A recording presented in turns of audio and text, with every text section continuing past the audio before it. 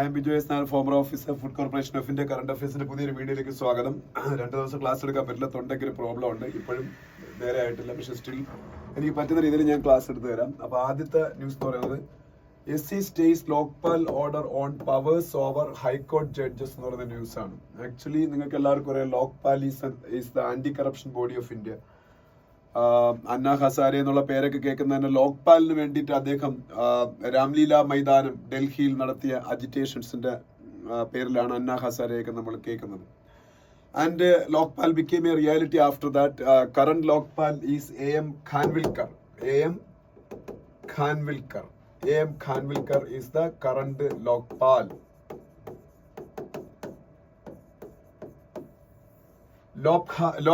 Lokpal has the power to initiate corruption, anti-corruption body ആയതുകൊണ്ട് തന്നെ initiate corruption related charges against any public servant in India.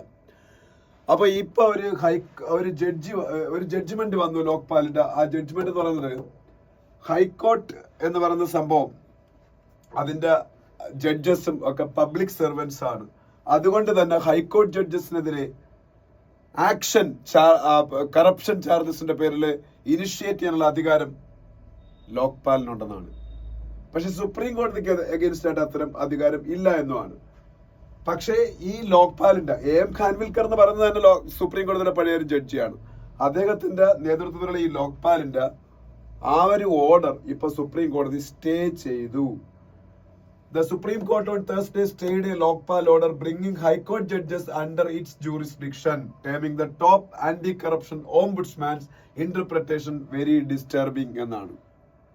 Our interpret ചെയ്തേക്കുന്നത് ഞാൻ പറഞ്ഞില്ലേ ഈ ഇങ്ങനെയാണ്. അതായത് ഹൈക്കോർട്ട് എന്ന് പറയുന്നത് അതിലെ ജഡ്ജിമാരെന്നൊക്കെ പറയുന്നത് പബ്ലിക് സർവൻസ് ആണ്. പബ്ലിക് സർവൻസിന് അഗേൻസ്റ്റ് ആയിട്ട് ആർക്കെതിരെ വേണമെങ്കിലും കറപ്ഷൻ ചാർജസിന്റെ ബേസിൽ പ്രൊസീഡിങ്സ് ഇനിഷ്യേറ്റ് ചെയ്യാനുള്ള അവകാശം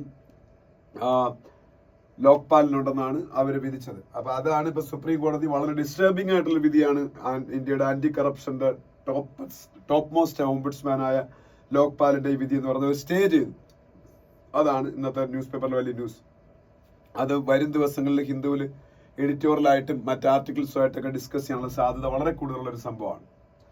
ഓക്കെ, അപ്പം അതാണ് ഒരു ന്യൂസ്. പിന്നെ Rekha Gupta take over as 9th Chief Minister of Delhi. That news itself is self-explanatory. No need for further discussion from my side. Rekha Gupta is the 9th Chief Minister of Delhi. Rekha Gupta is the 9th Chief Minister of Delhi. And out of these 9 Chief Ministers of Delhi, 4 are women Chief Ministers. And the latest woman Chief Minister of Delhi is Rekha Gupta. And she is the second woman Chief Minister from BJP. The first Chief Minister of Delhi was Sushma Swaraj. She was also from BJP, you all know. And Rekha Gupta, she is a very experienced politician. Even if she is a relatively young politician, she has a lot of experience. She is a 3-time councillor of Delhi Municipal Corporation. Now all the arms of Delhi governance structure is being governed by BJP only. BJP is ruling Delhi government. Chief Minister is Rekha Gupta. BJP is ruling central government, and central government has jurisdiction over Delhi in police and land related matters, etc. അപ്പോൾ അത് പിന്നെ Delhi municipal കോർപ്പറേഷന്റെ mayor തെരഞ്ഞെടുപ്പ് വരെ അതിലും BJP ജയിക്കുള്ളൂ. ഇപ്പോൾ അവർക്കാണ് majority. ചില ആം ആദ്മി പാർട്ടി കൗൺസിലേഴ്സ് ഒക്കെ കൂറുമാറി ഡിഫെക്ഷൻ നടത്തി BJPയിലേക്ക് വന്നു. So if BJP wants to give a better governance to Delhi, they can easily do that because all the arms of governance of Delhi are with BJP party. So ഈ രേഖ ഗുപ്ത പുതിയ chief minister ആയിട്ട് ഡൽഹിയിൽ അധികാരമേറ്റു. Today's Hindu news papers first editorial is about the coronation of Rekha Gupta as the 9th chief minister of Delhi. അത് നമുക്ക് discuss ചെയ്യാം. Then Uttar Pradesh, ഇന്ത്യയിലെ ഏറ്റവും പോപ്പുലേറ്റഡ് ആയിട്ടുള്ള സ്റ്റേറ്റ് ആണ് ഉത്തർപ്രദേശ്. ആ ഉത്തർപ്രദേശിന്റെ ബഡ്ജറ്റ് അവതരിപ്പിച്ചതിനെ കുറിച്ചുള്ള ന്യൂസും അതിൽ യോഗി ആദിത്യനാഥ് ഉത്തർപ്രദേശിന്റെ ചീഫ് മിനിസ്റ്റർ ഫോട്ടോയും കാണാം. The second editorial of Hindu news paper today is about Maha Kumbh Mela happening in Prayagraj Uttar Pradesh. അതുമായിട്ട് ബന്ധപ്പെട്ട കാര്യങ്ങളാണ്. അപ്പൊ അത് നമുക്ക് ഡിസ്കസ് ചെയ്യാം. പിന്നെ താഴോട്ട് വരുമ്പോൾ Microsoft unveils new quantum chip എന്നൊരു news. Microsoft, what is Microsoft? World's biggest software company. World's biggest software company is Microsoft. Microsoft was founded by Bill Gates and Paul Allen. Bill Gates നമുക്ക് എല്ലാവർക്കും അറിയാം. അവരിപ്പം പുതിയൊരു quantum chip develop ചെയ്തു. അതിന്റെ പേര് മജോരണ 1 എന്നാണ്. മജോരണ MAGORNA Majorana 1. Microsoft has announced a new chip called Majorana 1 that it said showed quantum computing. Quantum computing ആയിട്ട് ബന്ധപ്പെട്ട ഒരു ചിപ്പ്. അതിന് വേറെ ചില പ്രത്യേകതകളുണ്ട്. ഈ ക്വാണ്ടം കമ്പ്യൂട്ടിംഗ് ആയിട്ട് ബന്ധപ്പെട്ട് ഇപ്പോൾ ഡെവലപ്പ് ചെയ്ത ചിപ്പുകളിലൊക്കെ അൺഎക്സ്പെക്ടഡ് ആയിട്ട് ചില എറേഴ്സ് സംഭവിക്കുന്നുണ്ട്. ആ എറേഴ്സ് ഒന്നും വരാത്ത പുതിയ ക്വാണ്ടം ചിപ്പ് ഡെവലപ്ഡ് മൈക്രോസോഫ്റ്റ് ആണ് ഈ മജോറിന ഉണ്ടെന്നാണ് അവർ അവകാശപ്പെടുന്നത്. ഓക്കെ, അപ്പം അത് ജസ്റ്റ് ഒന്ന് അറിഞ്ഞിരിക്കുക ഈ ഒരു ക്വാണ്ടം ചിപ്പ് ഡെവലപ്പ് ചെയ്താരാണെന്ന്. Trade deal possible with China. Donald Trump, US president, actually now talking about a trade deal with China. നമുക്ക് എല്ലാവർക്കും അറിയാം, Donald Trump imposed tariffs on Chinese products and അതിന്റെ കൂടെ തന്നെ simultaneously he imposed tariffs on Mexico and Canada. അതെല്ലാം പല പല കാരണങ്ങളുടെ പേരിലാണ് താരിഫ്സ് ഇമ്പോസ് ചെയ്തത്. And the main target of Donald Trump in trade related aspects is China, but now he's speaking in a different tone. He's telling that a trade deal with China is possible and he's ready to talk with Chinese establishment for making a trade deal with China എന്നാണ് പറഞ്ഞേക്കുന്നത്. അപ്പോൾ എന്തായാലും അതിനെക്കുറിച്ചൊക്കെ ഇനി further ആയിട്ട് നമുക്ക് വരും ന്യൂസുകൾ വരുമ്പോൾ നമുക്ക് ഡിസ്കസ് ചെയ്യാം. ഓക്കെ, എന്താണ് അദ്ദേഹം ഉദ്ദേശിച്ചതെന്നൊക്കെ ഇനി അറിയാൻ പറ്റും. Non-BJP ruled states in South India oppose UGC's proposed guidelines. UGC's proposed guidelines എന്താണ്? University Grants Commission Regulations 2025. That is the proposed guidelines of UGC. University Grants Commission UGC Regulations 2025. ഇതില് central ഗവൺമെന്റിന് അല്ലെങ്കിൽ central government നോമിനിയായ ഗവർണർക്ക് vice ചാൻസലേഴ്സിനൊക്കെ appoint ചെയ്യാനുള്ള കുറെ അവകാശങ്ങൾ നൽകുന്ന provisions ഉണ്ട്. അപ്പൊ കൺകറന്റ് ലിസ്റ്റിലാണ് എഡ്യൂക്കേഷൻ, നമുക്ക് എല്ലാവർക്കും അറിയാം നമ്മളുടെ കോൺസ്റ്റിറ്റ്യൂഷനിൽ. അപ്പം ഇപ്പോ സ്റ്റേറ്റുകൾക്കും അതിന്റെ ഇലക്ടഡ് ചീഫ് മിനിസ്റ്ററിനും ഒക്കെയാണ് വൈസ് ചാൻസലർ അപ്പോയിന്റ്മെന്റിലൊക്കെ കൂടുതൽ പ്രാധാന്യം ഉള്ളത്. അതിനെ ഓവർടേക്ക് ചെയ്യുന്ന രീതിയിലുള്ള റെഗുലേഷൻസ് ആണ് UGCയുടെ പുതിയ university grants commission UGC regulations 2025 എന്ന് പറഞ്ഞാൽ. അതിന് എഗെയിൻസ്റ്റ് ആയിട്ട് സൗത്ത് ഇന്ത്യൻ സ്റ്റേറ്റുകൾ, നോൺ BJP റൂൾഡ് സ്റ്റേറ്റുകൾ എന്ന് പറയുമ്പോഴത്തേക്ക് സൗത്ത് ഇന്ത്യയിലെ എല്ലാ സ്റ്റേറ്റുകളും നോൺ BJP റൂൾഡ് തന്നെയാണ്, except Andhra Pradesh. Andhra Pradesh is actually governed by TDP, Telugu party. They are in alliance with BJP in central and the state. അപ്പൊ അതുകൊണ്ട് ആന്ധ്രാപ്രദേശിന് മാറ്റി നിർത്താം. Infiltration has gone down substantially after a change of Bangladesh regime. BSF, Border Security Force. Border Security Force, BSF, is the responsible paramilitary force to guard our boundary with Bangladesh. Bangladesh is having the biggest, longest land boundary with India. More than 4,000 kilometers of land boundary sharing between India and Bangladesh. So BSF is protecting our boundary with Bangladesh and also with Pakistan. And BSF Chief Daljit Singh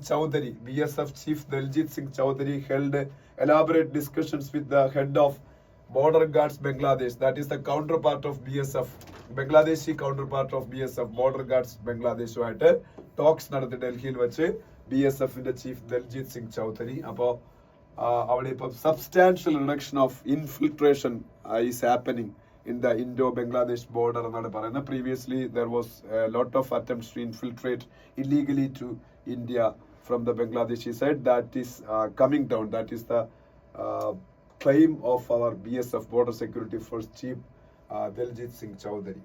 അപ്പോൾ അതും ഒരു news ആയിട്ടുണ്ട്. Next States പേജിലേക്ക് പോകുമ്പോൾ ഈ പേജിലൊന്നും നമുക്ക് discuss ചെയ്യാറില്ല. അതിനടുത്ത പേജിൽ പോകുമ്പോൾ UP budget presentation that I already discussed with you. There is no need for us to discuss about each and every state's budgetary provisions and all. Okay, in states page Hindu will produce these kinds of news, but no need for us. Never in a national level exam comes question like this: what is the provision of എഡ്യൂക്കേഷൻ്റെ എത്ര മാറ്റി വെച്ചേക്കുന്നു UP അല്ലെങ്കിൽ രാജസ്ഥാനിൽ അല്ലെങ്കിൽ പഞ്ചാബിൽ അല്ലെങ്കിൽ കേരളത്തിൽ, അങ്ങനെ ചോദിക്കത്തില്ല. So there is no need for us to look into all these news. Okay. പിന്നെ ഉത്തരാഖണ്ഡ് ബഡ്ജറ്റിനെ കുറിച്ചുള്ള ന്യൂസ് ഉണ്ട്. Uttarakhand the other name of Uttarakhand is Devabhoomi. Chief Minister of Uttarakhand is Pushkar Singh Dhami. They also presented their budget. And another news is about Eknath Shinde. Eknath Shinde is the Deputy Chief Minister of Maharashtra. He got a death threat.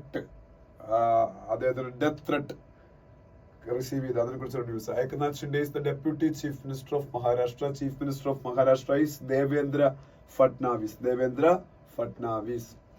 In another news development, Stalin seeks intervention of Modi to ensure release of Samagra Shiksha funds. Samagra Shiksha funds is the funds provided by Government of India for the school education in each and every states, but Government of India's education department is not ready to release the Samagra Shiksha funds for the state of Tamil Nadu because of their objection to NEP new education policy. NEP new education policy, you all know the current NDA government is implementing the NEP new education policy all over India.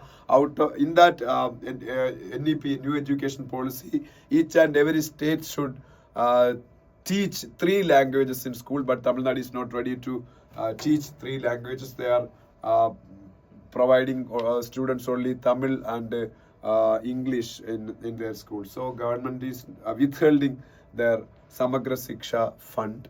Dharmendra Pradhan, the Education Minister of India, categorically stated that unless and until Tamil Nadu government adopts NEP new education policy in letter and spirit, they are not going to get the share of Samagra Shiksha Abhiyan fund. അപ്പോൾ അതിനെയാണ് Stalin criticise ചെയ്തേക്കുന്നത്. Okay, പിന്നെ വേറെ ന്യൂസുകളിലേക്ക് പോകുമ്പോൾ ഇവിടെ ഒന്നും വേറെ news നമുക്ക് ആവശ്യമില്ല. Next page spotlight. ഫ്രൈഡേസിൽ വരുന്നൊരു പേജ്, അത് വേണ്ട, സോറി. അതിൻ്റെ അടുത്ത പേജ് മെട്രോ പ്ലസ്, അതും വേണ്ട. അതിനടുത്ത page editorial. 2 editorials are there in today's Hindu newspaper. Both are simple. First editorial is about the new chief minister of Delhi, that is BJP's Rekha Gupta.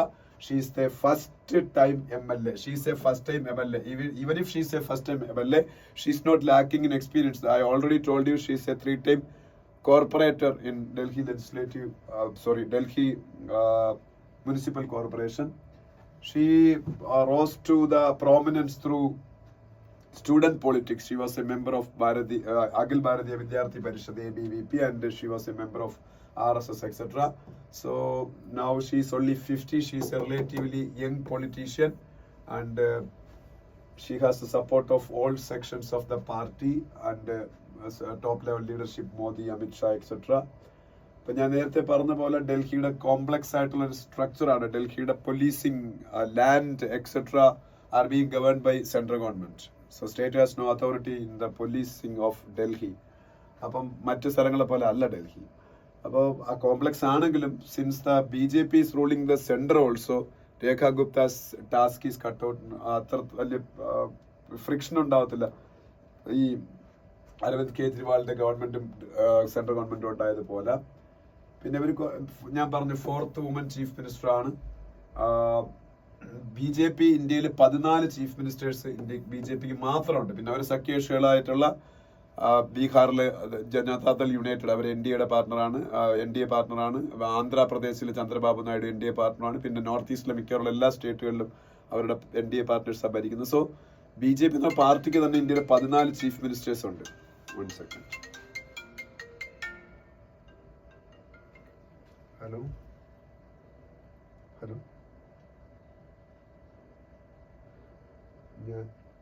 ഞാനൊരു class എടുത്തോണ്ടിരിക്കുകയാണ്. ഞാനൊരു online class എടുത്തോണ്ടിരിക്കുകയാണ്. ഞാൻ ഇന്നലെ വണ്ടിയുടെ കാര്യം പറഞ്ഞല്ലോ, അത് വൈഫിന്റെ മൊബൈലിലായിരിക്കും വന്നത്. എൻ്റെ മൊബൈലിൽ വന്നിട്ടില്ല മെസ്സേജ്.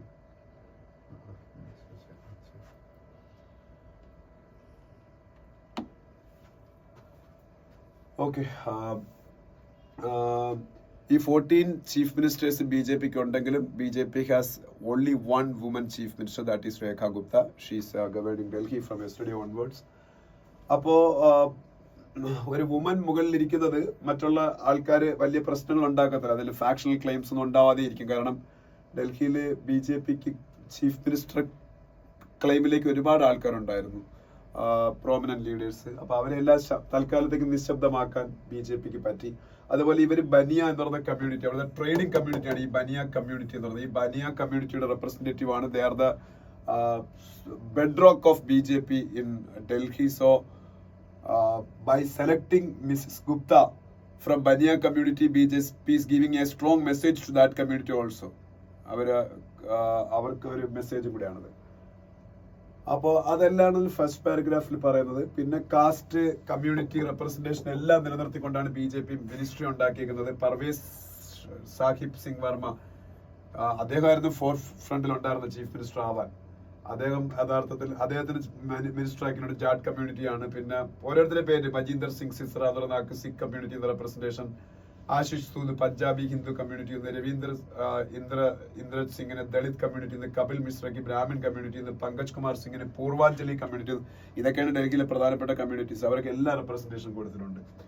പക്ഷെ ഗവൺമെന്റ് ഒരുപാട് ചാലഞ്ചസ് നേരിടുന്നുണ്ട്. First preference is to clean Yamuna's cleaning. That was a big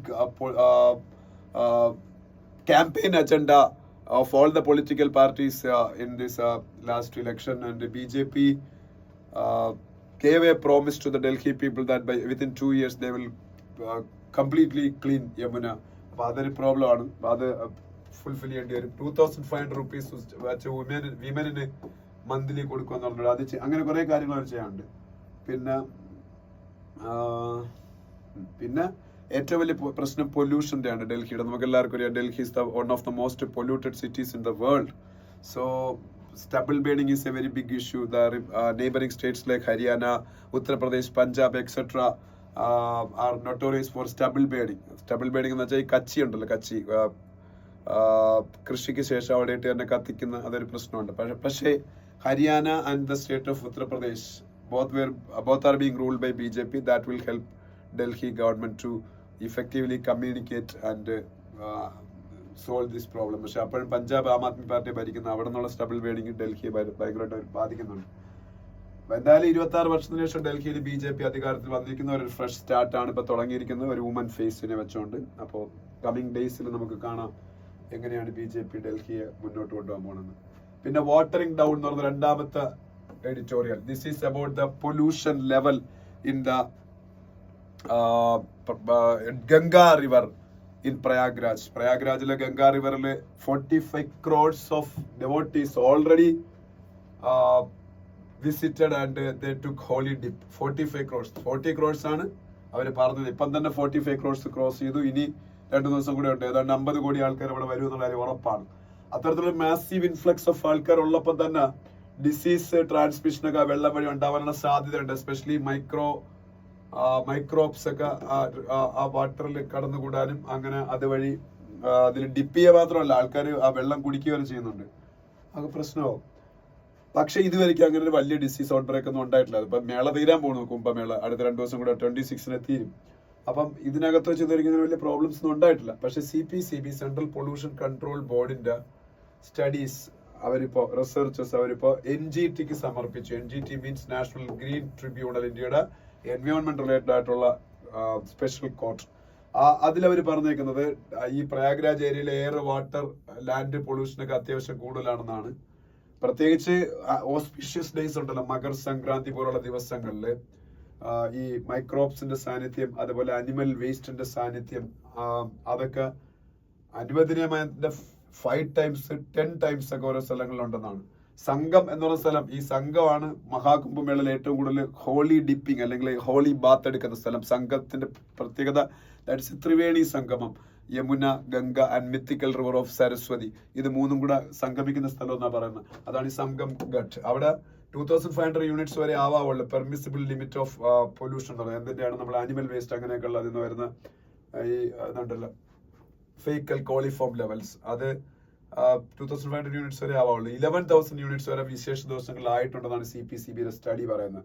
അതുപോലെ ഓൾഡ് നൈനി ബ്രിഡ്ജ് കട്ട് എന്ന് പറയുന്ന യമുനയുടെ തീരത്ത് 33,000 യൂണിറ്റ്സ് വരെ. പക്ഷെ ഇത് ചില വിശേഷ ദിവസങ്ങളിലാണ്, അല്ലാതെ നോർമൽ ഡേയ്സിൽ 200 തൊട്ട് 780 വരെയൊക്കെ ഉള്ളൂ. അത് വിത്തിൻ ദ പെർമിസിബിൾ ലെവലാണ്. പെർമിസിബിൾ 2500 യൂണിറ്റ്സ് വരെയൊക്കെ ആവാം. എന്തായാലും വാട്ടറിൽ ഇതുപോലുള്ള പൊല്യൂഷൻ ചില ദിവസങ്ങളിലെങ്കിലും പിന്നീട് എബവ് ദ പെർമിസിബിൾ ലെവൽ വരുന്നു. അതുപോലെ കെമിക്കൽ ഓക്സിജൻ, ഡിസോൾഡ് ഓക്സിജൻ, ഇതിന്റെയൊക്കെ എടുത്ത് നോക്കുമ്പോൾ അതിലും പൊല്യൂഷൻ ഉണ്ടെന്നാണ് പറയപ്പെടുന്നത്. അപ്പൊ എന്തായാലും ഞാൻ പറഞ്ഞ നാഷണൽ ഗ്രീൻ ട്രിബ്യൂണലിന് പിന്നീട് CPCB കൊടുത്ത റിപ്പോർട്ടിലാണ് ഇതൊക്കെ ഉള്ളത്. പക്ഷേ ഒരു പരിധി വരെ ഈ പൊല്യൂഷൻ കുറയ്ക്കാൻ പറ്റുന്നു. എന്തുകൊണ്ട്? ഗവൺമെന്റ് റീചാർജ് ചെയ്യുന്നുണ്ട് fresh water. However the report also noted a reduction in organic pollution due to fresh water intrusion അപ്സ്ട്രീമില് ഫ്രഷ് വാട്ടർ ഇൻട്രൂഷൻ ഫിൽറ്റേഴ്സ് ഒക്കെ വെച്ച് ഫ്രഷ് വാട്ടറിനെ അവർ ഫിൽറ്റർ ചെയ്ത് ഇതിലോട്ട് ഇൻട്രൂഷൻ നടത്തുന്നുണ്ട്. അപ്പൊ അതുകൊണ്ട് പൊല്യൂഷൻ ഒരു പരിധി കുറയ്ക്കാൻ പറ്റുന്നത്. അതുകൊണ്ടായി ആൾക്കാർ കൺസ്യൂം ചെയ്യുകയും ചെയ്തിട്ടും ഇതുവരെയ്ക്കും ആൾക്കാർക്കൊന്നും വലിയ അസുഖങ്ങളൊന്നും ഉണ്ടാവാതിരുന്നതും ഒരു പാൻഡമിക് ഒന്നും അവിടെ ഉണ്ടാവാതിരുന്നതും. എന്തായാലും കുംഭമേളയിൽ മാത്രമല്ല ഇത്തരത്തിലുള്ള ഇതിന് ഈ ഫ്ലക്ച്വേഷൻ്റെ കാര്യമാണ് ഇപ്പൊ പറഞ്ഞത്. നോർമൽ ഡേയ്സിൽ ഈ 2500 യൂണിറ്റിന്റെ വരെ അനുവദനീയമായിട്ടുള്ളത് 200-780 യൂണിറ്റ് വരെ കാണുന്നുള്ളൂ. അപ്പൊ വിത്തിൻ ദ പെർമിസിബിൾ ലെവലാണ്. പക്ഷെ ചില വിശേഷ ദിവസങ്ങളിലാണ് ഈ പറഞ്ഞ വലിയ ഒരു വേരിയേഷൻ കാണുന്നത്. ഇത്തരത്തിലുള്ള വേരിയേഷൻസ് പറഞ്ഞ വാട്ടർ ക്വാളിറ്റിയിലൊക്കെ പല ഫെസ്റ്റിവൽ ഡേയ്സിലും ഗംഗയില് അല്ലെങ്കിൽ യമുനയിലൊക്കെ ഉണ്ടാവാറുണ്ട്. ഗംഗ ക്ലീൻ ചെയ്യാൻ വേണ്ടി national mission four clean Ganga എന്ന് പറയുന്ന ഒരു സ്കീം ഗവൺമെന്റ് തുടങ്ങിയിട്ട് വർഷങ്ങളായി. മോദി ഗവൺമെന്റാ തുടങ്ങിയത്. എനിക്കൊന്ന് 2015 സമയത്താണ് തുടങ്ങിയത് national mission four clean Ganga. But still it is A work in progress and Ganga is the biggest beneficiary of the Ganga river is Uttar Pradesh. അപ്പൊ ഉത്തർപ്രദേശിലാണ് ഇതിന്റെ ഏറ്റവും കൂടുതൽ ക്ലീനിങ് വർക്കുകളൊക്കെ നടക്കുന്നത്. പക്ഷെ ഇത് CPCBയുടെ റിപ്പോർട്ട് ഔട്ട്റൈറ്റ്ലി റിജക്ട് ചെയ്യുകയാണ് ചെയ്തത് ഉത്തർപ്രദേശ് ചീഫ് മിനിസ്റ്റർ യോഗി ആദിത്യനാഥ്. പക്ഷെ അത് തെറ്റാണ്. ഈ ഗംഗ എന്നുള്ള സംഭവം ക്ലീൻ ചെയ്യേണ്ടതിന്റെ ആവശ്യകതയെ കുറിച്ച് കൂടുതൽ നമ്മൾ ബോധവാന്മാരാവേണ്ട കാലഘട്ടത്തിൽ റിലീജിയസ് റീസൺസിന്റെ പേരിൽ ഇതുപോലത്തുള്ള സയന്റിഫിക് സ്റ്റഡീസിനെ റിജക്ട് ചെയ്യുന്നത് ദാറ്റ് ഈസ് നോട്ട് ഗുഡ്. എത്രയും പെട്ടെന്ന് ഗംഗയെ കൂടുതൽ ഇപ്പൊ ഗംഗ ഒരുപാട് ക്ലീൻ ആയി, അത് സത്യമാണ്, സംശയമില്ലാത്ത കാര്യം. പക്ഷെ കൂടുതൽ ക്ലീൻ ചെയ്ത് ഇന്ത്യയുടെ നാഷണൽ റിവർ ഒരുപാട് സ്റ്റേറ്റുകൾ, ബീഹാറും ഉത്തർപ്രദേശും നോർത്ത് ഇന്ത്യയിലെ പല സ്റ്റേറ്റുകളും ഒരു ജീവനോപാധിയായിട്ടും കൂടെ കാണുന്ന റിവറാണ് ഇന്ത്യയുടെ നാഷണൽ റിവർ ഗംഗ. അതിന് റിവൈവ് ചെയ്യേണ്ടതിന്റെ ആവശ്യകതയെ കുറിച്ചാണ് ഈ വീഡിയോയിൽ ഈ എഡിറ്റോറിയൽ കൂടുതലും പറയുന്നത്. പിന്നെ the long and winding road of India China relations എന്ന് പറഞ്ഞ ആർട്ടിക്കിൾ കാണാം. This is about the India China relations and how it is evolving during the last 3 to 4 months. That is the topic of discussion in this particular article. You all know for the last 4.5 years India-China relationship was very complex and there was no official discussions or the official engagements between governments. Then there was no people-to-people contact. There was no ഒരു ലെവലിൽ ഒരു business to business contact മാത്രമാണ് ഉണ്ടായിരുന്നത്. Even fresh investment from China was not allowed inside India. But that situation got drastically changed during the last 3 to 4 months. In November, India and China decided to de-escalate the troops deployment in the border areas, Ladakh area, after the meeting between Narendra Modi, Indian Prime Minister, and the Chinese President Xi Jinping on the sidelines of BRICS summit, Brazil, Russia, India, China, South Africa, BRICS summit that was held in Kazan, Russia. റഷ്യയിലെ കസാനിൽ നടന്ന BRICS സമ്മിറ്റില് മോദിയും C ജിൻപിങ്ങും തമ്മിൽ നടന്ന ചർച്ചകളുടെ അടിസ്ഥാനത്തിലാണ് D-escalation ചെയ്യാൻ തീരുമാനിച്ചത്. And ട്രൂപ്സിനെയൊക്കെ disengage ചെയ്യാൻ തീരുമാനിച്ചു. രണ്ട് സൈഡിലും troops were amassed during that conflict time. അപ്പൊ ആ കോവിഡിന് ശേഷം ഗാൽവൻ വാലിയിൽ സ്കിർമിഷസ് ഉണ്ടായി. Some Indian soldiers were died and some Chinese soldiers were also died. After that a huge mobilisation of soldiers were happened on both side of the ആ ഒരു കോൺഫ്ലിക്റ്റിംഗ് സോണിൽ LAC line of actual control രണ്ട് സൈഡിലുണ്ടായിരുന്നു. ഇപ്പം ഇത് വീണ്ടും ആ ട്രൂപ്പിന്റെ ഡിസെൻഗേജ്മെന്റ് ഒക്കെയാണ് ഇപ്പം നടന്നുകൊണ്ടിരിക്കുന്നത്. എന്നിട്ട് പട്രോളിംഗ് റൈറ്റ്സ്, ചൈനയുടെ കുറെ മേഖലകളിൽ നിന്ന് അവരവകാശപ്പെടുന്ന സ്ഥലങ്ങളിൽ ഇന്ത്യക്ക് ഇപ്പൊ പട്രോളിംഗ് ചെയ്യാൻ പറ്റാത്ത ഒരു പ്രശ്നം ഉണ്ടായിരുന്നു. അവിടെയൊക്കെ പട്രോളിംഗ് റൈറ്റ്സ് കൊടുക്കാന്നൊക്കെ ചൈന പറഞ്ഞു. പക്ഷെ ഇതിന്റെയൊക്കെ ഗ്രൗണ്ട് റിയാലിറ്റി എന്താണെന്നുള്ള കാര്യം ഗവൺമെന്റോ ഇന്ത്യയുടെ ഗവൺമെന്റോ ചൈനയുടെ ഗവൺമെന്റോ വ്യക്തമായിട്ട് പറയുന്നില്ല. മൊത്തത്തിൽ ഒരു ഒപ്പാസിറ്റി ഉണ്ട്. അപ്പൊ അതിനൊക്കെ ഇത് വിമർശിച്ചിട്ടുണ്ട്. പിന്നെ എന്തുകൊണ്ടാണ് ഇത്ര ഫാസ്റ്റ് ആയിട്ട് ഇന്ത്യക്കും ചൈനയ്ക്കും ഇടയിൽ ഇത്രയും നാളെ അകൽച്ച നിലനിന്നിരുന്ന പെട്ടെന്ന് ഒരു ഡിസെൻഗേജ്മെന്റ് ഒക്കെ നടത്താനുള്ള കാരണം അത് ഡൊണാൾഡ് ട്രംപ് എന്ന് പറയുന്ന അമേരിക്കൻ പ്രസിഡന്റിന്റെ കടന്നുവരവാണ്. അദ്ദേഹത്തിന്റെ പോളിസീസ് വളരെ സ്ട്രെയിഞ്ച് ആണ്. പലപ്പോഴും അദ്ദേഹം എടുക്കുന്ന നിലപാടുകളൊക്കെ വളരെയധികം എന്താ പറയുന്ന ഒരു സമാനതകളില്ലാത്തതാണ്. അപ്പോൾ അത് ഒക്കെ പേടിച്ചിട്ട് ആയിരിക്കും ഒരുപക്ഷെ ചൈന ഇന്ത്യയൊക്കെ പെട്ടെന്ന് ഈ പ്രശ്നങ്ങൾ പരിഹരിക്കാൻ തയ്യാറായതെന്നും ഒക്കെ ഇതിൽ പറയുന്നുണ്ട്. അങ്ങനെ കുറേ കാര്യങ്ങളാണ് ഇതൊക്കെ. പുള്ളിയുടെ കുറേ അസംഷൻസ് ആണ്. ചൈന ട്രംപിനെ പേടിക്കുന്ന കാര്യത്തിൽ എനിക്ക് സംശയമുണ്ട്. ഒരുപക്ഷെ ഇന്ത്യ ട്രംപിനെ പേടിച്ചിട്ട് ഇത് ചെയ്യാൻ തീരുമാനിച്ചാലും ചൈന ട്രംപിനെ പേടിക്കുന്ന കാര്യത്തിൽ എനിക്ക് ഡൗട്ടുണ്ട്. പക്ഷെ അതിനേക്കാളും വേറൊരു കാര്യത്തിനാണ് സാധ്യത. China's economy is actually on A downward path. ചൈനയുടെ economy was in a 2-digit growth during the last 3 decades, but now China's economy is growing at around 4%. അത് ഇപ്പോൾ വളരെ സ്ട്രഗ്ലിംഗ് എക്കോണമിയാണ്. അപ്പോൾ അവരുടെ എക്കണോമിക് ഗ്രോത്തിന് ഇന്ത്യ പോലുള്ള ലോകത്തിലെ ഏറ്റവും പ്രധാനപ്പെട്ട ഒരു രാജ്യത്തിൻ്റെ ഇത്രയും വലിയ വിപണി വേണം. ചൈനയുടെ കമ്പനീസ് ഒരുപാട് ഇന്ത്യയിൽ പ്രവർത്തിക്കുന്നുണ്ട്. പക്ഷെ അവർക്ക് പുതിയ ഫർദർ ഇൻവെസ്റ്റ്മെന്റ്സ് ഒന്നും കൊണ്ടുവരാൻ കഴിയുന്നില്ല ഇന്ത്യയുടെ ഇത്തരത്തിലുള്ള ചൈനയായിട്ടുള്ള പ്രശ്നങ്ങൾ കാരണം. അതുപോലെ ഇന്ത്യക്കും ചൈനയുടെ സൈഡിൽ നിന്ന് ഒരുപാട് ക്രിട്ടിക്കൽ മിനറൽസ് അങ്ങനെയുള്ള കാര്യങ്ങളൊക്കെ വേണം. ഇന്ത്യയുടെ ഇൻഡസ്ട്രിയൽ ബോഡീസിന്റെ ഭാഗത്ത് നിന്ന് അങ്ങനെ വലിയ ആവശ്യം ഉണ്ടായിട്ടുണ്ട്. ഇന്ത്യയുടെ ഗ്രോത്ത് ഇപ്പോൾ ഇത്തിരി കുറഞ്ഞിട്ടുണ്ട്. 8%, 6.5% കുറയും ഈ വർഷം. അപ്പൊ ഈ ഗ്രോത്ത് റിവൈവലൊക്കെ ആയിരിക്കണം രണ്ടുപേരെയും ഇതിലേക്ക് നയിക്കാനുള്ള സാധ്യത. ഇത് അതിഥി പറയുന്നുണ്ട്, പക്ഷെ അത് സെക്കൻഡറി ആയിട്ടാണ് പറഞ്ഞത്. പക്ഷെ അതായിരിക്കും പ്രൈമറി റീസൺ എന്ന് എനിക്ക് തോന്നുന്നു. അല്ലാതെ ട്രംപിനെ പേടിച്ചിട്ട് ചൈന ഇങ്ങനെ ചെയ്യുമെന്ന് എനിക്ക് തോന്നുന്നില്ല. ഓക്കെ, പിന്നെ അപ്പൊ അതാണ് ഒരു ആർട്ടിക്കിൾ. രണ്ടാമതൊരു ആർട്ടിക്കിളുള്ള നിങ്ങൾ വായിച്ചു നോക്കാം, താല്പര്യമുള്ളവർക്ക് വായിച്ചാൽ മനസ്സിലാവുന്ന ആർട്ടിക്കിൾസ് ഇതല്ല. ഇത് ട്രാൻസ്ഫോർമേഷൻ ഓഫ് കൊരാപുട്ട്സ് ട്രൈബൽ ഫുഡ് ബാസ്ക്കറ്റ് എന്ന് പറഞ്ഞൊരു സംഭവമാണ്. ഇത് ആക്ച്വലി കൊരാപുട്ട് എന്ന് പറയുന്ന സ്ഥലം ഒഡീഷയിലെ ഒരു വില്ലേജ് ആണ്. ഈ വില്ലേജ് അല്ല, സോറി, ഒരു ഡിസ്ട്രിക്റ്റ് ആണ്. ഈ ഡിസ്ട്രിക്റ്റിൽ ഒരുപാട് ട്രൈബൽ പോപ്പുലേഷൻസ് ഉള്ള ഒരു ഡിസ്ട്രിക്റ്റ് ആണ്. സ്വാഭാവിക ട്രൈബൽസിനാണെങ്കിലും അവിടുത്തെ വില്ലേജ് ഏരിയയിലുള്ള അല്ലാത്ത ആൾക്കാർക്കൊക്കെ ആണെങ്കിലും ലൈവ്ലിഹുഡുമായിട്ട് ബന്ധപ്പെട്ട ഒരുപാട് കാര്യങ്ങൾ ഗവൺമെന്റ് ഓഫ് ഇന്ത്യയും സ്റ്റേറ്റ് ഗവൺമെന്റുകളും നടപ്പാക്കുന്നുണ്ട്. അപ്പോൾ ഒഡീഷയിൽ ഈ പറഞ്ഞ particular tribal dominated district of കൊരാട്ട്പുട്ടിലും ഇതൊക്കെ നടപ്പാക്കുന്നുണ്ടായിരുന്നു. Even after that under nutrition വളരെ റാമ്പന്റ് ആയിരുന്നു ആ ഡിസ്ട്രിക്റ്റിൽ. അപ്പൊ അത് national family health survey NFHS national family health survey 5 NFHS 5 ഡേറ്റാസ് എടുത്ത് നോക്കുമ്പോൾ അവിടുത്തെ കുട്ടികളുടെ ഇടയിൽ സ്റ്റണ്ടിങ് ഒക്കെ ഏതാണ്ട് 43% പിള്ളേർ stunting means age adequate height ഇല്ലാത്തതിനാണ് സ്റ്റണ്ടിങ് എന്ന് പറയുന്നത്. അതുപോലെ അണ്ടർ വെയിറ്റ് 31% പിള്ളേരിലും. അവിടുത്തെ സ്ത്രീകളിൽ 50% അനീമിക്. ഇതൊക്കെ എന്തുകൊണ്ടാണ്? Under nutrition.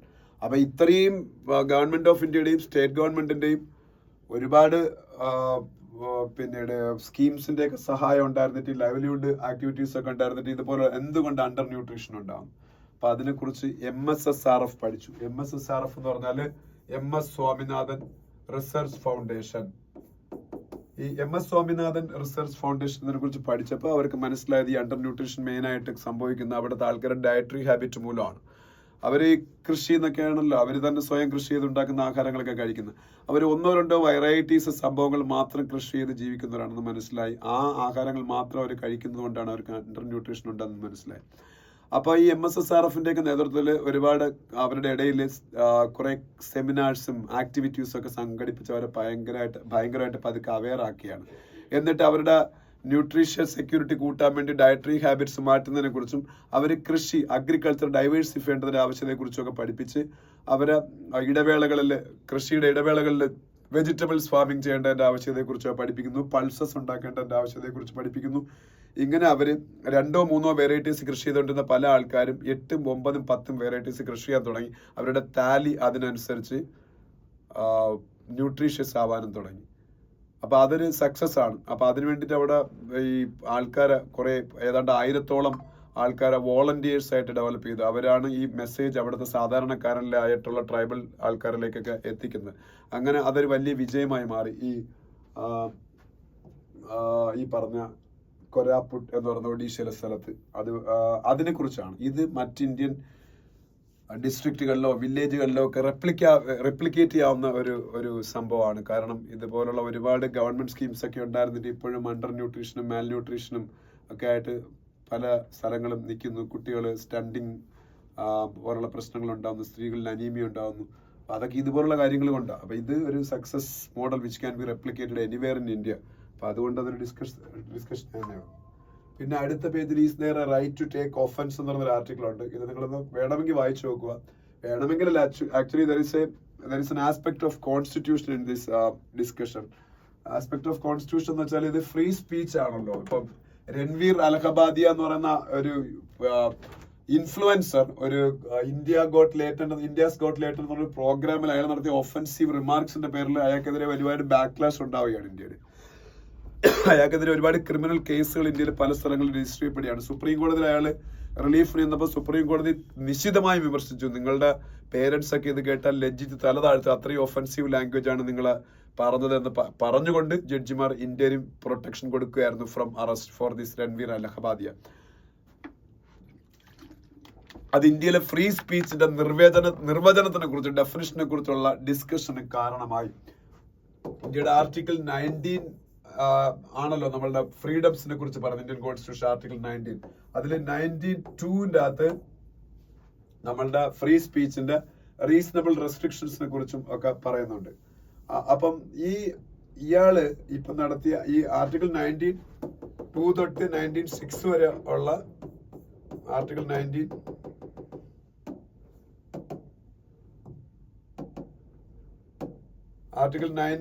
തൊട്ട് 19(6) വരെ ഉള്ള കോൺസ്റ്റിറ്റ്യൂഷണൽ ആർട്ടിക്കിളിന്റെ അകത്ത് ഫ്രീ സ്പീച്ച് എന്ന പേരിൽ, പക്ഷെ എന്നാൽ ഞാൻ പറഞ്ഞില്ല റീസണബിൾ റെസ്ട്രിക്ഷൻസ് ഏർപ്പെടുത്തണം. എങ്ങനെയൊക്കെയാണ് ആ റീസണബിൾ റെസ്ട്രിക്ഷൻ ഏർപ്പെടുത്തേണ്ടത് എന്നതിനെ കുറിച്ചൊക്കെ പറയുന്നുണ്ട്.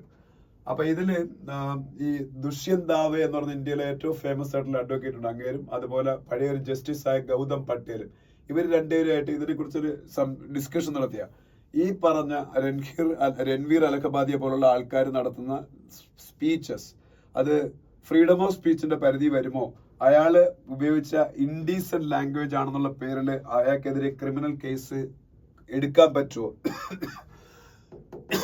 അങ്ങനെ ക്രിമിനൽ കേസ് എടുത്താൽ ഈ ആർട്ടിക്കിൾ 19(1)(2) അകത്തൊക്കെ തരുന്ന ഫ്രീഡംസിനോ അല്ലെങ്കിൽ 19(1) അകത്തൊക്കെ തരുന്ന ഫ്രീഡംസിനോ ഒക്കെ വയലേഷൻ ആവോ എന്നുള്ളൊരു ഡിസ്കഷനാണ് ഇത് നടക്കുന്നത്. വായിച്ചു നോക്കുക, അപ്പൊ നിങ്ങൾക്ക് കൂടുതൽ അറിവ് കിട്ടും അതിനെ കുറിച്ച്. ഓക്കെ, പിന്നെ ഈ consumption enough to drive growth എന്ന് പറഞ്ഞൊരു ആർട്ടിക്കിൾ ഉണ്ട്, അതും വായിച്ചു നോക്കുക. കാരണം ഈ നമുക്കറിയാം ഇപ്പോഴത്തെ ബഡ്ജറ്റിൽ ഇന്ത്യയുടെ കൺസംഷൻ കൂട്ടാൻ വേണ്ടിയിട്ടാണ് മെയിൻലി ഒരു കാര്യം ചെയ്തത്. Nirmala Sitharaman exempted the people having 12.75 lakhs of annual income from the income tax.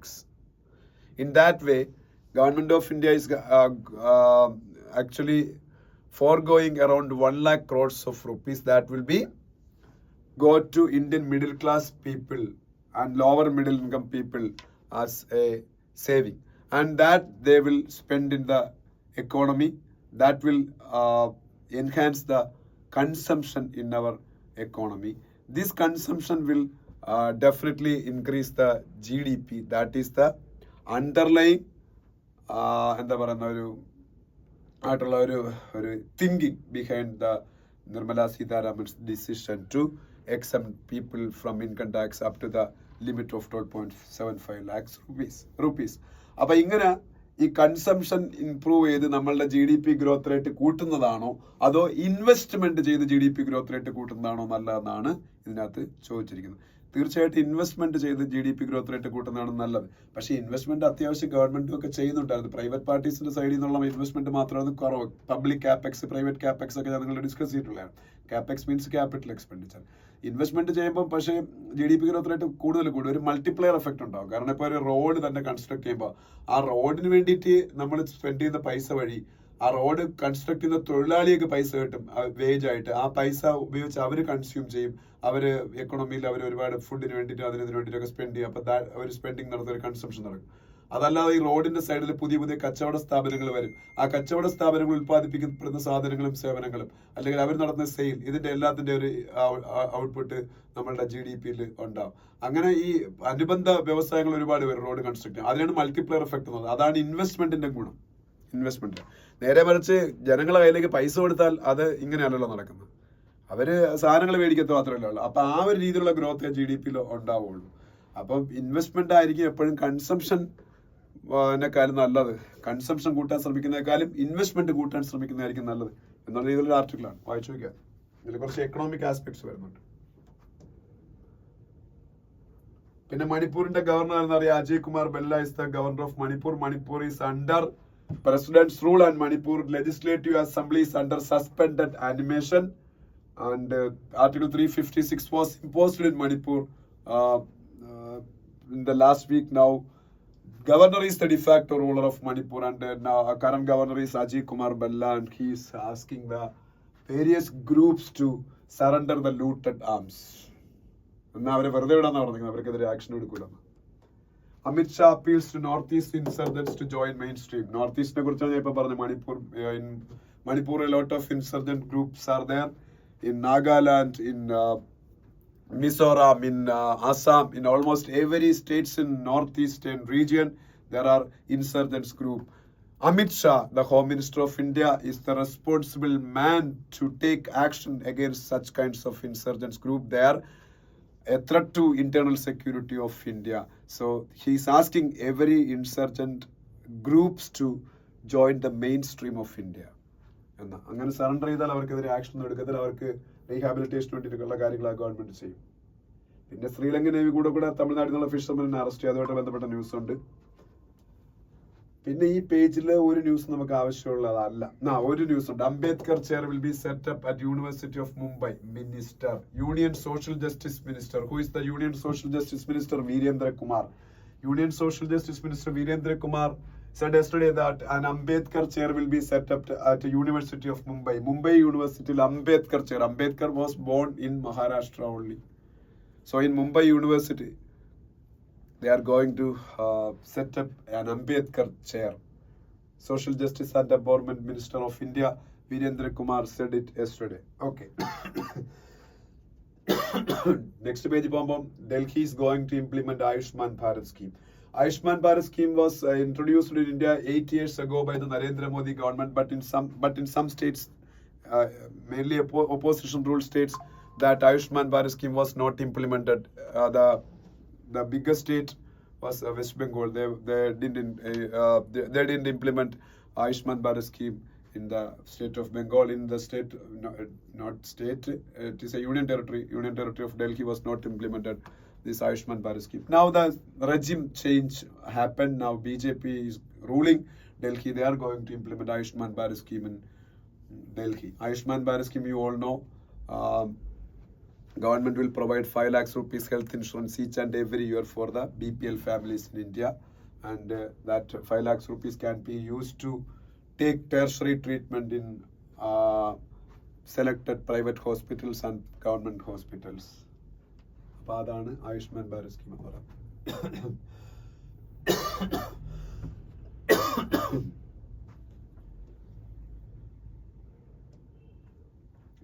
I&B Ministry warns OTTs against obscene content. After this Ranveer Allahabadiya controversy, Information and Broadcasting Ministry of India. Who is the Minister of Information and Broadcasting? Ashwini Vaishnav. His ministry, Information and Broadcasting Ministry, warned OTT platform, over-the-top platform. What is the full form of OTT? Over-the-top platforms. About this obscene content. They will be charged under Information Technology Intermediary Liabilities and Digital Media Ethics Code Rules 2021. Other rules are there. IT Rules 2021, POCSO Act, Bharatiya Nyaya Samhita. All they will be charged under various rules, various existing rules of India, if they are not willing to take serious action against these kinds of obscene content in their OTT platforms. Okay. Information and Broadcasting Ministry. NHRC, National Human Rights Commission. There is a news regarding NHRC, National Human Rights Commission. The NHRC chairperson right now is Rama Subramaniam. Rama Subramaniam is the NHRC chairperson, National Human Rights Commission chairperson. Pilots could get weekly rest of 48 hours from July 1. That is not needed. But still, I want to tell you,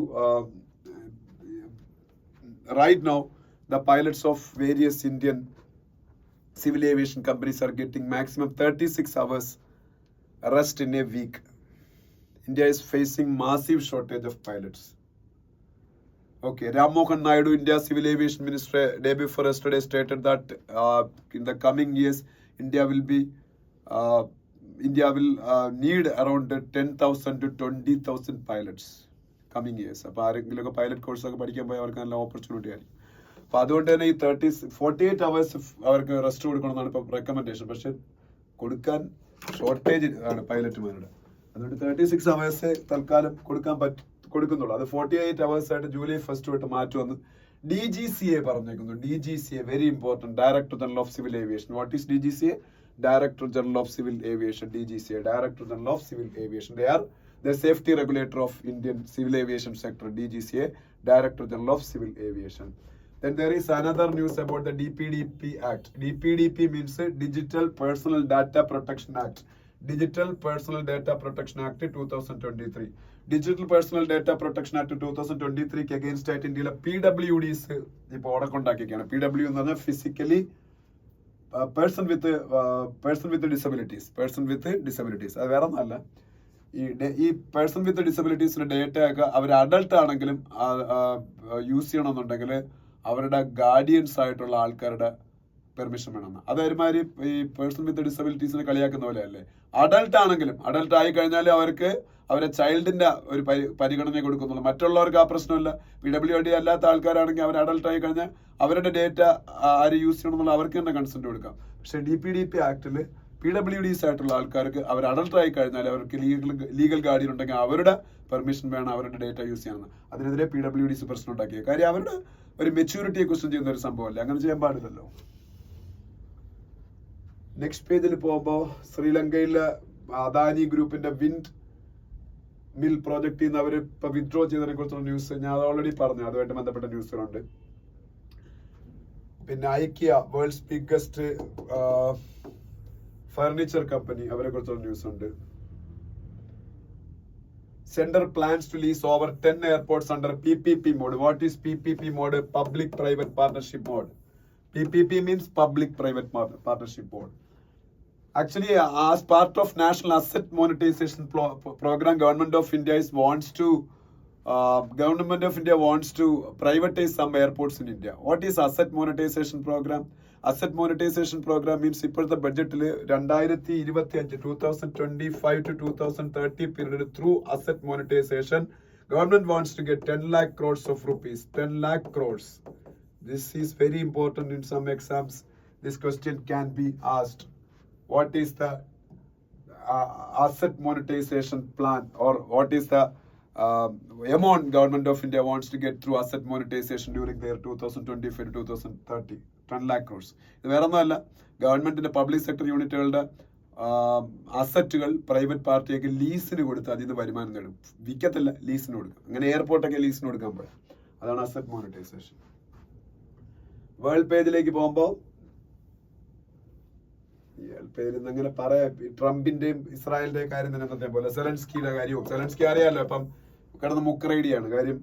America stopped complete funding of Ukraine war, and Donald Trump is asking Ukraine to എന്താ പറയുന്ന റഷ്യയുടെ demands അനുസരിച്ച് യുദ്ധം അവസാനിപ്പിക്കാനാണ് പറയുന്നത്. Otherwise you will lose your country എന്നാണ് Zelensky എന്നല്ല Donald Trump warn ചെയ്തത്. And he called him dictator also, dictator, because election was due in Ukraine in 2024, but this Volodymyr Zelensky didn't conduct election because of the martial law implemented in Ukraine. So his continuation in power is not legitimate according to Donald Trump. That's why he called him dictator. Okay. അപ്പോൾ Zelensky അങ്ങനെ ഇപ്പം എത്ര പെട്ടെന്നാണ് plate തിരിഞ്ഞാൽ നോക്കിയേ. കുറച്ച് ദിവസം മുമ്പ് Biden അവിടെ പ്രസിഡന്റ് ആയിരിക്കുന്ന സമയം വരെ സെലൻസ്കി അവിടെ സ്റ്റാർ ആയിരുന്നു. അതേ സെലൻസ്കി ഇപ്പോൾ ഒരു കോമാളിയാക്കി കഴിഞ്ഞു ട്രംപ്. ആ കാര്യങ്ങളൊക്കെയാണ് അവിടെ പറഞ്ഞേക്കുന്നത്. പിന്നെ വേറെ അങ്ങനെ വലുതായിട്ടൊന്നും പറയാം. എല്ലാ ദിവസത്തെയും പോലുള്ള കാര്യങ്ങൾ തന്നെയാണ്. പിന്നെ സ്പോർട്സ് പേജിലേക്ക് പോകുമ്പോൾ ഇന്നലെ ഇന്ത്യ ക്രിക്കറ്റ് ജയിച്ചതിനെ കുറിച്ചും FIH പ്രോ ഹോക്കി ലീഗിന്റെ കാര്യമൊക്കെയാണ് ഉള്ളത്. അത് ഇന്ത്യ ചില മാച്ച് ജയിക്കുന്നു, ചില മാച്ചസ് പരാജയപ്പെടുന്നു. പിന്നെ രഞ്ജി ട്രോഫിയെ കുറിച്ചുള്ള ന്യൂസ് ഉണ്ട്. പിന്നെ ഒരു കാര്യം, Pankaj Advani, one of the least celebrated Indian sportsmen. One of the least celebrated Indian sportsmen is Pankaj Advani, but no other sportsman in India has this much achievements in a very short span of time.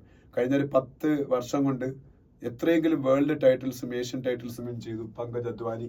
He's a snooker cum billiards player. Billiards അറിയാമല്ലോ, മറ്റു വലിയ ടേബിളിൻ്റെ അകത്ത് ball ഇട്ടിട്ട് ഇങ്ങനെ കുത്തി കളിക്കുന്ന പരിപാടി.